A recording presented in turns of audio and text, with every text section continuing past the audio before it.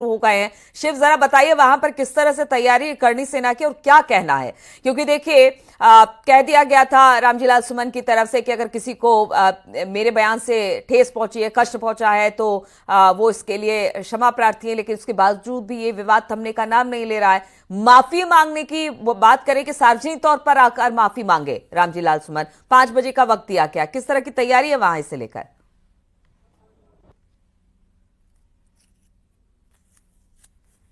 है राज शेखावत जी भी यहाँ पहुंच चुके हैं। महिला मोर्चा की जो राष्ट्रीय अध्यक्ष है संगीता जी, वो भी यहाँ पहुंच चुके हैं। तमाम जो भारी संख्या में करणी सेना और क्षत्रिय समाज के लोगों को रक्त स्वाभिमान सम्मेलन में पहुंचना शुरू हो चुका है। जब से रामजीलाल सुमन ने वो बयान राणा सांगा के खिलाफ दिया है, उसके बाद से ही क्षत्रिय समाज और करणी सेना में भारी आक्रोश है।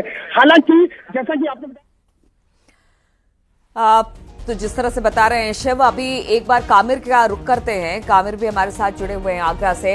कामिर, वहां पर क्या तैयारी देख पा रहे हैं करणी सेना की तरफ से, क्योंकि आज उन्होंने एक स्वाभिमान रैली निकाली है और साथ ही साथ उन्होंने एक डेडलाइन भी दिया है कि माफी मांगे रामजीलाल सुमन वरना कूच किया जाएगा उनके आवास की तरफ। नेता क्या कह रहे हैं करणी सेना के और तैयारी किस तरह से इस वक्त आप देख पा रहे हैं वहां पर? तरीके से रामजीलाल सुमन के बाद जो बयान दिया था उसके बाद से संसद से लेकर शहर तक लगातार उनका विरोध प्रदर्शन हो रहा है। आज भी करणी सेना के द्वारा चेतावनी दी गई है कि हमला किया जाएगा, लेकिन पुलिस प्रशासन के द्वारा कड़ी व्यवस्था की गई है। इस समय हम रामजीलाल सुमन के घर के बाहर मौजूद हैं, तस्वीर आपको दिखा रहे हैं। चप्पे चप्पे पर पुलिस की नजर है। हालांकि अलग अलग तरीके से पुलिस की ड्यूटी यहाँ पर लगाई गई है, ड्रोन से निगरानी रखी जा रही है। इसके अलावा रामजीलाल सुमन ने अभी एक बड़ा बयान दिया है। उन्होंने कहा है कि जिस तरीके से पुलिस ने सुरक्षा की है कि पुलिस को अंदेशा है कि उनकी हत्या हो सकती है, उनके घर पर हमला हो सकता है। साथ ही साथ उन्होंने कहा है कि ये पीडीए पर हमला है, मेरे ऊपर हमला नहीं है। हालांकि सुरक्षा को लेकर एडिशनल पुलिस कमिश्नर ने भी न्यूज 18 को बताया है कि स्तरीय सुरक्षा रखी गई है, चप्पे चप्पे पर नजर रखी जा रही है, ड्रोन से निगरानी रखी जा रही है। इसके अलावा जो रामजीलाल सुमन का घर है वहां से लेकर और जो प्रोग्राम में जो स्थल है वहां तक लगातार लगभग 60 से 70 बैरिकेडिंग किए गए हैं।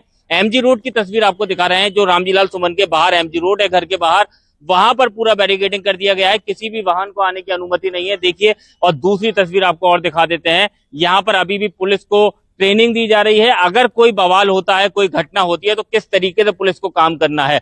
हालांकि एक क्रेन यहाँ पर खड़ी कर दी गई है। कोई व्यक्ति अगर कोई जाम लगाता है या रामजीलाल सुमन के घर पर हमले की कोई बात सामने आती है तो उसको लेकर पुलिस पहले से अलर्ट मोड में है।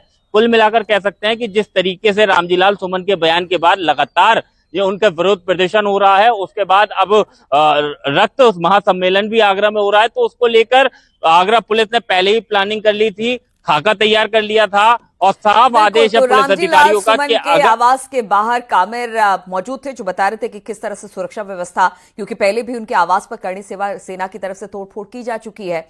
एक बार फिर से हम रैली स्थल की तरफ चलते हैं जहां पर स्वाभिमान रैली निकालने की तैयारी करणी सेना की तरफ से है। शिव, जरा दिखाइए भी कि किस तरह की तैयारी है, क्या कह रहे हैं करणी सेना के नेता। और देखिए, पुलिस बल भी पूरी तरह से मुस्तैद है, क्योंकि पहले देख चुकी है कि किस तरह से रामजीलाल सुमन के घर पर पहुंचकर जबरदस्त तोड़फोड़ की गई थी, और अब तो रामजीलाल सुमन ने अपनी हत्या करने की भी आशंका जाहिर कर दी है। ऐसे में किस तरह से प्रशासन की तैयारी और करणी सेना किस तरह से इस वक्त तैयार दिखाई दे रही है? बिल्कुल, करणी सेना की बात करूं तो यहाँ पर जो एतमादपुर में घड़ी रामी है, जहाँ पर रक्त स्वाभिमान सम्मेलन होना है, वहाँ की मैं अगर तस्वीरों की बात करूं तो आप देख सकते हैं कि यहाँ पर तमाम है वही जो राष्ट्रीय अध्यक्ष है राज शेखावत जी, वह भी यहाँ पर पहुंच चुके हैं और भारी संख्या में कह सकते हैं या क्षत्रिय समाज करणी सेना के लोग यहाँ पहुंच रहे हैं। वही उनका साफ तौर से राज शेखावत जी ने अभी से यही कहना था, विरोध प्रदर्शन यहाँ पर कर रहे हैं क्योंकि अखिलेश जी ने रामजीलाल सुमन का समर्थन किया था। इस बात को लेकर वही क्षत्रिय समाज के कुछ लोग हैं, उनसे भी हम बात कर लेते हैं कि किस तरीके से यहाँ पर आप बताइएगा, किस तरीके से यहाँ पर आप जो जन जयंती मना रहे हैं उसके बाद क्या रहेगा। देखिए, रामजीलाल सुमन को फिरोजाबाद लोकसभा से क्षत्रिय समाज के लोगों ने राष्ट्रीय चित्र पर स्थापित किया था। दूसरे शब्दों में कहा जाए तो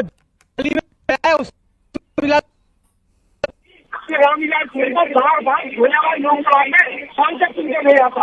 फिरोजाबाद लोकसभा जिस समय रामजीलाल सुमन चुनाव लड़ते थे सात हत्यारा ठहरा है, शिवभगवान गौरवान 5 विधानसभा सीटें जिनमें 3 विधानसभा क्षेत्रीय बाहुल्य थी।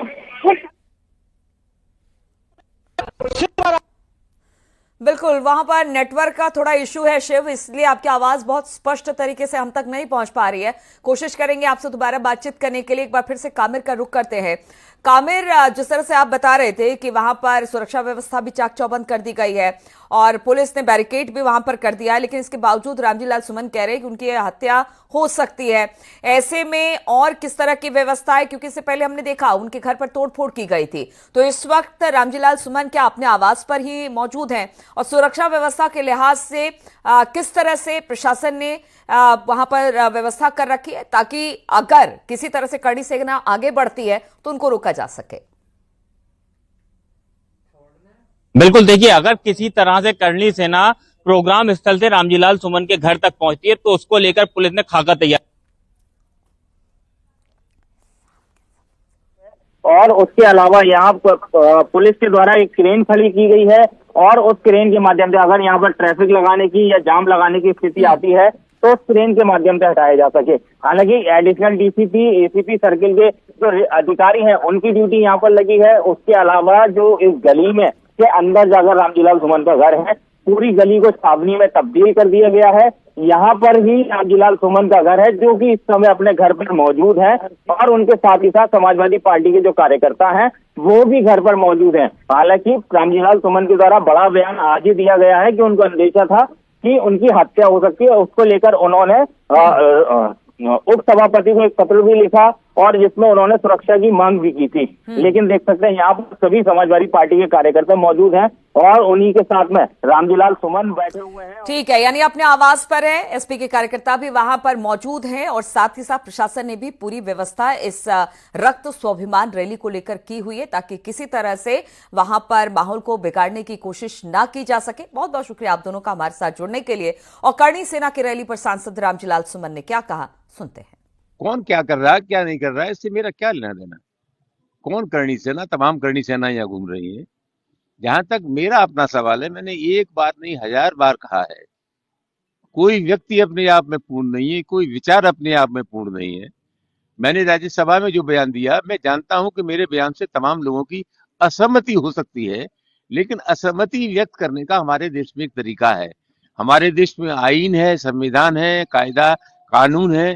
तो कुल मिलाकर के अगर किसी को तकलीफ हुई तो जो विरोध करने के तरीके हमारे देश में हैं, धरना देना, प्रदर्शन करना, सत्याग्रह करना, अखबार में जाना, कोर्ट कचहरी में जाना, उनका सब इस्तेमाल करते। हिंसा का रास्ता किसी भी कीमत पर हमारे देश को स्वीकार नहीं है और जिस तरह के तत्व यहाँ हिंसक वातावरण बना रहे, ये मैं समझता हूँ देश की सेहत के लिए किसी भी कीमत पर ठीक नहीं है। क्या करें, अकेले घूमे जब तमाम ध्वंस मिल रही है, हमारी जिंदगी को खतरा है, लोग गोलियां मार रहे हैं, मेरे परिवार को समाप्त करने की कोशिश की, घर पे बुलडोजर लेकर के आ गए, कोई जीभ काट रहा है, कोई कान काट रहा है, कोई नाक काट रहा है, कोई सीधा गोली मार रहा है, तो उस परिस्थिति में क्या करना चाहिए? मजबूरी था हमारे कोर्ट में जाना, हम हाई कोर्ट में गए।